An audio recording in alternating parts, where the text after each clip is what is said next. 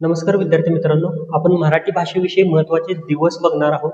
पहिला दिवस 27 फेब्रुवारी वि. वा. शिरवाडकर यांचा जन्मदिवस, तो मराठी भाषा गौरव दिन म्हणून साजरा केला जातो. त्याच्यानंतर पुढचा दिवस 1 मे मराठी राजभाषा दिन म्हणून साजरा केला जातो. त्याच्यानंतर पुढचा दिवस 3 ऑक्टोबर मराठी अभिजात भाषा दिन म्हणून साजरा केला जातो. 3 ऑक्टोबर 2024ला मराठीला अभिजात भाषेचा दर्जा मिळालेला आहे.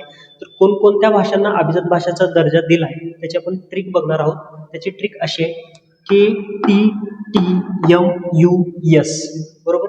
के वरनं कन्नड, टी वरून तमिळ, पुढच्या टी वरून तेलुगू, एम वरून मल्याळम, यू वरून उडिया आणि एस वरून संस्कृत.